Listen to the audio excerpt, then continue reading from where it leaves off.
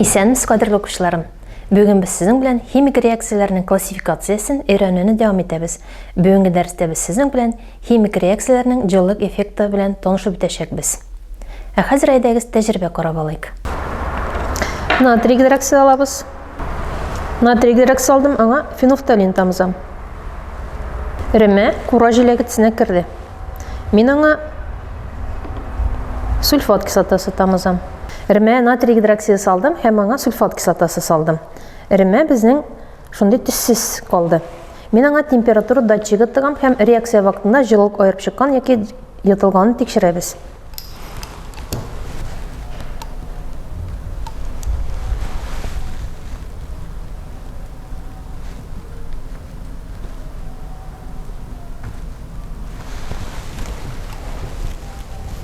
Экраннан күргәнчә, безнең реакция вакытында җылылык аерып чыга.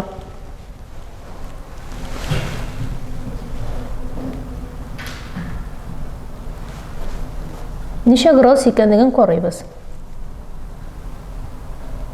Димәк, температура 36,7 градус булган. Икенче тәҗрибәне карап алабыз. Стаканга аммоний хлориды алдым һәм аны суда эреттем. Пробиркага салам.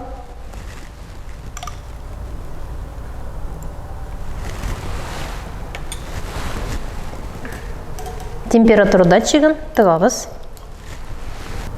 һәм карыйбыз. Температура кимеде. Ничә градус булганына игътибар итәбез. Температура бүлмә температурасына чыккан 14,5 градус булган.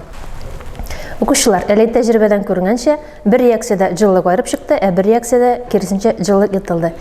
Җылылык аерып чыгу белән бара торган реакцияләрне экзотермик реакцияләр дип атыйлар. Экзо тышкы дигәнне аңлата. Энергия йотылу белән бара торган реакцияләрне эндотермик реакцияләр дип атыйлар. Эндо грекчадан тәрҗемә иткән вакытта эчке дигәнне аңлата. Җылылык эффекты ку хәрефе белән билгеләнә һәм джоуль, килоджоульләрдә үлчәнә. Җылы эффекты эндотермик һәм экзотермикка бүленде. Экзотермик реакция булса плюс ку язабыз, эндотермик реакция булса минус ку язабыз. Әйдәгез реакцияләрдән мисал карап алабыз. 2H2 газ халәтендә плюс O2 газ халәтендә килеп чыга 2H2O сыйык халәттә. Һәм бу вакытта без язабыз сезнең белән плюс ку, чөнки бу реакциядә җылылык аерып чыга. Метанның яну реакциясен тигезләмәсен карап алыйк. CH4 газ халәтендә плюс 2O2 газ халәтендә килеп чыга CO2 газ халәтендә плюс 2H2O газ халәтендә. Һәм бу реакция вакытында 802 килоджоуль энергия аерып чыга. Эндотермик реакциягә мисал карап алыйк. Әгәр дә су молекуласын мин таркатам икән, ул вакытта килеп чыга 2H2 газ халәтендә һәм O2 газ халәтендә.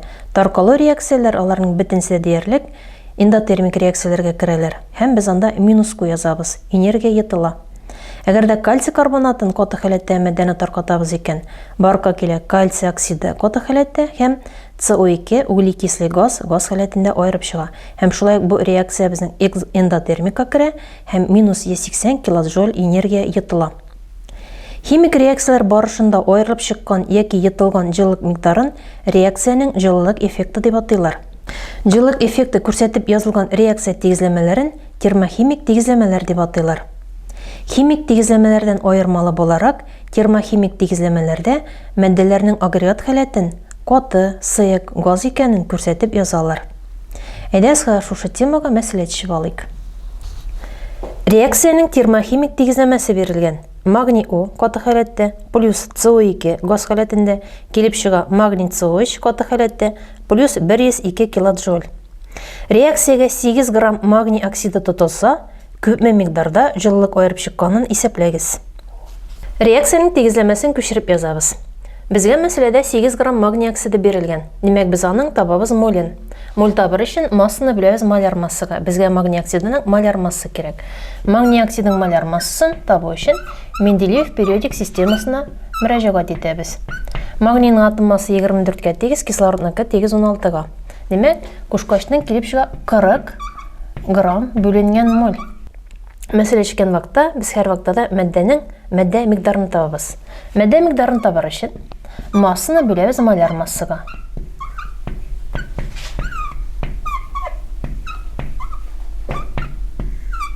8 граммны бүләбез 40 грамм бүленгән мольгә. Һәм килеп чыга 0,2 моль. 1 моль магний оксиды углекислый газ белән реакция кергән вакытта 102 килоджоуль энергия аерылып чыга.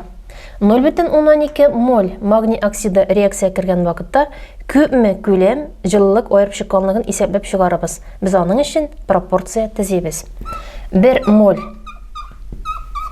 магний оксиды реакция кергән вакытта 102 килоджоуль энергия аерылып чыга. Безгә мәсьәлә алырга кушты 0,2 моль. 0,2 моль магний оксиды алсак, безнең X килоджоуль энергия аерылып чыга. Пропорцияны тишәбез һәм күпме күләмдә җылылык аерып чыкканлыгын исәплибез. X тигез була. 0,2-не тапкырлыйбыз 102-гә, бүләбез 1-гә. Һәм безнең X тигез була 20,4-гә. Демәк, реакция вакытында 20,4 килоджоуль энергия аерып чыккан. Демәк, реакция вакытында 20,4 килоджоуль энергия аерылып чыккан. Икенче мәсьәлә белән танышып үтик. Реакциянең термохимик тигезләмәсе С каты халәттә плюс O2 газ халәтендә килеп чыга CO2 газ халәтендә плюс 412 килоджоуль. Реакция барышында 206 килоджоуль җылылык аерып чыгуы билгеле булса, реакция күпме күләм кислород тотылган. Мәсьәләнең реакция тигезләмәсен күчерәбез, бирелгәнне язабыз. Безгә мәсьәләдә кислород бирелгән. 1 моль кислород реакция кергән вакытта 412 килоджоуль энергия аерылып чыга. Безгә мәсьәлә 206 килоджоуль биргән. Пропорция төзибез.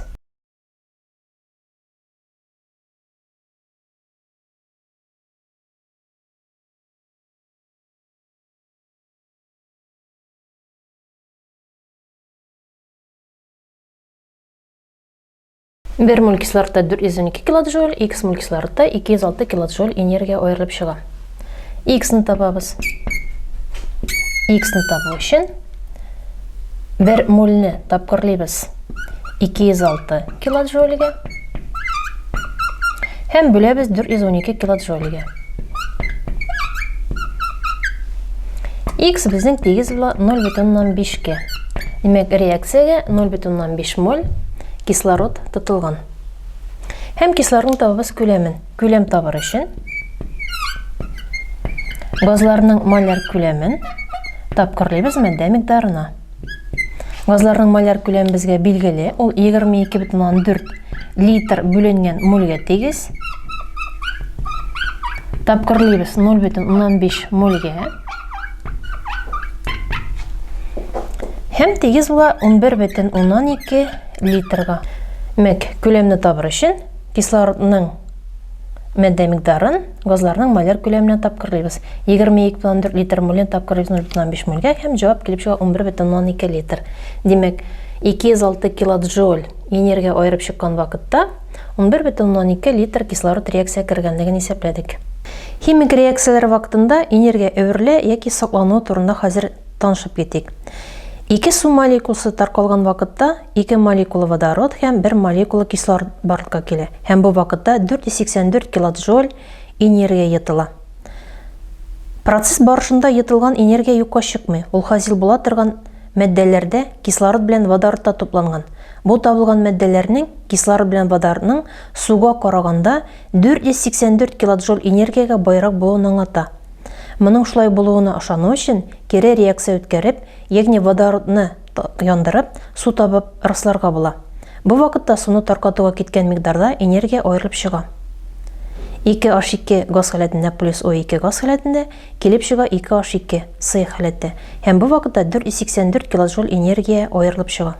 Кадерле укучылар, безнең сезнең белән бүгенге дәресебезнең теоретик өлеше тәмам. Без сезнең белән химик реакцияләрнең җылылык эффекты белән танышып үттек. Игътибарыгыз өчен бик зур рәхмәт. Минем биргән бүгенге дәрестәге белемнәрем сезгә киләчәктә булышыр дип ышанып каласы килә. Сау булыгыз.